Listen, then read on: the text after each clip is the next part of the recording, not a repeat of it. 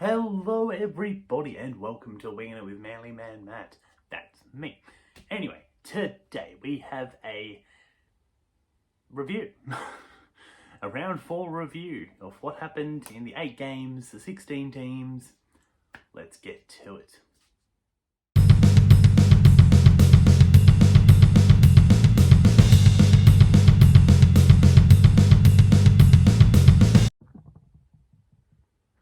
Alright, we are back. So, we had a bunch of games on this weekend, from Thursday to Monday, so there's pretty much a game every day. And there were some pretty good ones. My own team didn't do very well, but we'll get to that later. So, first up, we've got the the Roosters and the Panthers. So the Roosters went down to the Panthers 16-22. The Roosters try scorers were Tupanua, Brendan Smith, and Daniel Tupou.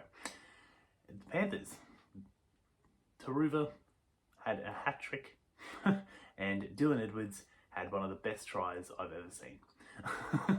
At halftime, it was 14-6. Now, this is pretty much the only game I actually watched this weekend. I didn't even watch the Manly game. I was massively busy, hence why this video didn't come out on Monday, hence why the bye round week one didn't come out either till today. So, yeah, I was really busy over the long weekend. But this is one of the only matches I watched most of, and yeah, it was crazy. I was just like, Panthers just got out to a lead and then just held them out. Like, 16-22 is, 6 points difference, but yeah, it was crazy. Panthers just looked unstoppable. Like, even without Cleary, I'm worried about this week because we have to verse them. But yeah, it's crazy. Anyway, let's move on.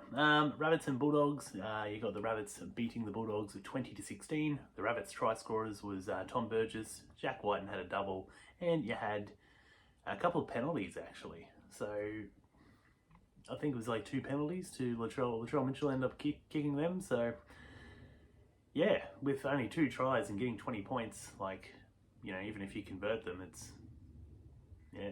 I mean, 3 tries. They had one to Jack White. What am I talking about? Anyway, Bulldogs, they had 16 points. They had a try to Burton and 2 to Connor Tracy. So pretty all right from them. They looked a bit down. Like, they just couldn't do anything in attack. Like, you're running the ball sideways, trying to find some opening. I mean, just run it hard and straight, and try and bend the line. Like, it's, yeah, I don't know. They're trying to get too fancy with their play, but they don't have the skills to do it. So anyway, let's move on. Broncos and Cowboys. Broncos end up smacking the Cowboys at 38-12. Broncos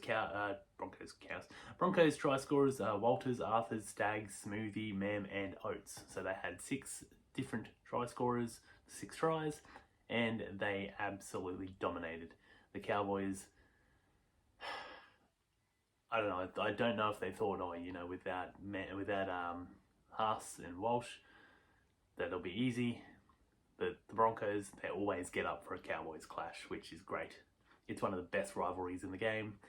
But yeah, the Cowboys, they had Holmes and Drinkwater scoring, so it's pretty much it really. You can't say too much. The Cowboys were 3-0, and I think mainly because they went up against some weak opposition. But yeah, it's not much else to say. Tristan Sailor was pretty good. He makes he's like, everyone thought he'll be a massive step down from Walsh, but he's covered it pretty well. So it's always good when you have players in your team that can step up to those roles. So yeah, well done to Tristan Sailor. Shout out. The next game was the Titans and the Dolphins. The Dolphins ended up beating the Titans at 30-14. Absolute carve up. The Titans are just poor. So the Titans try scorers, Jolliffe and Sammy got 2. And for the Dolphins, Bostock got 2, Farnworth got 1, Hammer got 1, and Kerr got 1. At halftime, it was Dolphins leading at 12-10. So yeah, the Dolphins are just, a class above the Titans. The Titans are like, I'd be surprised if they win a few games this year. Like, I've heard people say that David Fifita will win you games, but just not enough. So, yeah, it's crazy. But anyway, the Warriors and the Knights. So, the Warriors beat the Knights 20-12, and pretty sure that was the score in the 2011 Grand Final against the Warriors. So you had Ford scoring, Harris Tavita scoring, and Montoya scoring. And for the Knights, you had Frizzell and Bradman Best getting a try each. At halftime, it was 12-6 to the Warriors. So yeah, they the Knights putting on a try each half is pretty poor, to be honest. They yeah, they really could have won this. I mean, the Warriors had an injury. I can't remember who to. I didn't write it down, but I do remember they had an injury. They had one guy going off, so you know you'd think you get the win, but no. Anyway, in the next match, the Sharks absolutely owning the Raiders. The Raiders got out to an 18-0 lead. It was crazy, and then the Sharks came back and put another 18 points on them, and then put another however many points on. It's just yeah. But the Warriors, not the Warriors, the Sharks, they had a try to Trindle. Mulatalo scored a double. Brayley, Iro, and Katoa all scored. So that was really good for the Sharks. They needed that win at Shark Park. But the Raiders, Schiller got a double, Savage and Danny Levi got a try. So Danny Levi's been on a tear lately. Jeez. But halftime it was 18-all. So yeah, both teams basically traded 18 points. But yeah, Raiders just kind of, I don't know if they took their foot off the pedal or if they just couldn't be bothered. Or the Sharks were just that good. It's kind of crazy. But anyway, the next game, the last game of the round was Eels and Tigers. Now, this was crazy. Like, I looked at the score at one point and it was 14-6 to Eels, and I'm like, oh, okay, cool. Like, I tipped the Tigers, but whatever. But the Eels end up losing. So it's always good when the Eels lose, because we don't like the Eels. Sivo and Gutho scored, and there was 3 penalty goals. So to get to 16 points off 2 tries, and you need penalty goals. Tigers, Olam scored 2, and Buller scored 1, with Caesar kicking the winning field goal. And at halftime it was 6-all, so that's pretty cool. But anyway, let's stop talking about the Eels, because I don't want to. And let's go on to the Manly Dragons match. Alright, we are back. Let's go. So, I've had to go through the game, written down a bunch of stuff. Let's get to it. Manly versus the Dragons. So we had a loss. Big whoop. Anyway, Dragons won 20-12. They beat us by 8 points. Dragons, Bird scored, Sloan scored a double, Sewer scored 1, Lomax converted 2 out of 4, so it could have been a bit worse. Manly, Kohler and Olakawatu scored, with Garrick scoring, converting 2 out of 2. Halftime score was 14-6. Anyway, let's do a bit of a breakdown of this game. So the 3rd minute, Kohler made a line break and scored, and it made it 6-0. Garrick converted it, so yeah, 6-0. I was just like, oh, yep, sweet. And 7th minute, then Jack Bird scored and Lomax converted, so it was 6-all. I was just like, no. 9th minute, Blake Laurie is on report, so bit of a nervous wait for him. But yeah, 17th minute, Aloe gives away a penalty for a dangerous tackle.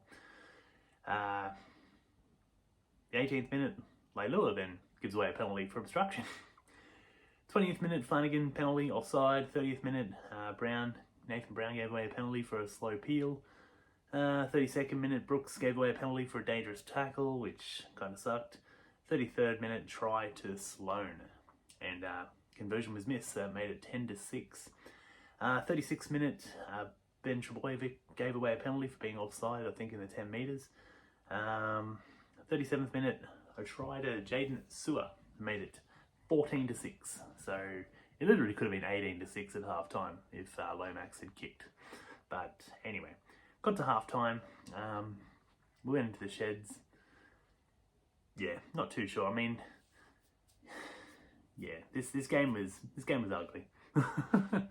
48th minute penalty to Olakau'atu for a slow peel. 61st minute try to Sloan, so he got a try, conversion by Lomax, so made it 20-6. And then 69th minute, Leilua gave away a penalty for being offside. And then the 76th minute, Olakau'atu had a line break and scored a try off that, with Garrick converting, which made it 20-12. So yeah, it's it was a bit ugly. Three tries to two. Two penalty goals. I'm not two penalty goals, two conversions. There was a lot of errors in this game. Tom Trbojevic just kept dropping the ball.